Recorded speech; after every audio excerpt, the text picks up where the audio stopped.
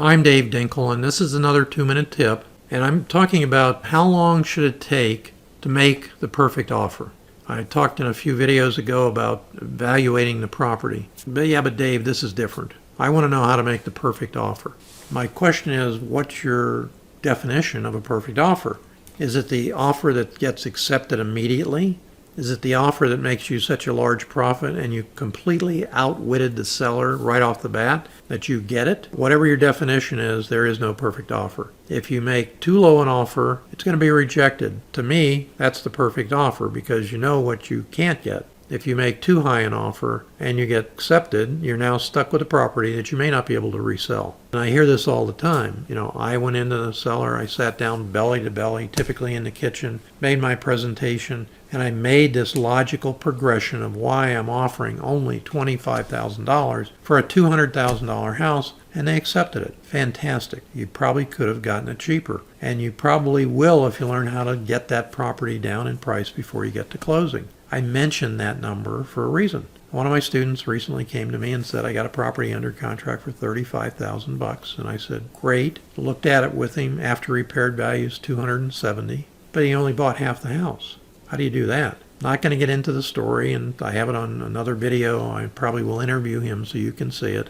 But before we went to the closing, because I funded it for him, I asked him to get a repair credit on the HUD for stuff and this and that and other things. We wound up getting it for $25,000.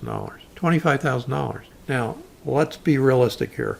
Did he beat the seller up with a garden hose full of sand so there were no black and blue marks? No. That seller was happy to get rid of the property for umpteen number of reasons, which I'm not even going to go into here. That's what you call a motivated seller. Price you give them is not corresponding to anything except how motivated they are. If they're not motivated like the other half of the property, you're not going to get a deal. That's all there is to it. Just get that in your mind. If they're motivated, the only question is, how fast can I get out of it? And the faster you can get out of it, the happier they are. Do they have seller's remorse later? Doesn't matter. You've solved a problem for them. That's what we do. Every realtor's trained to go into a property and say, I'm a problem solver. Don't worry about anything. We'll take care of everything. We walk you through the closing. We do this, we do that. That's fine. For the people that are sellers that are not motivated, hey, hold hands. They get the highest price they can. It's a wonderful thing. But the iBuyers and everyone else that's come along on TV that's advertising, let me make you a great cash offer. They're investors. Call them anything you want. Wolf in sheep's clothing, because they're iBuyers and they're acting as investors at the same time. Their focus is convenience. That's how they get those prices. I'm Dave Dinkle, and I wish you limitless success in all that you do.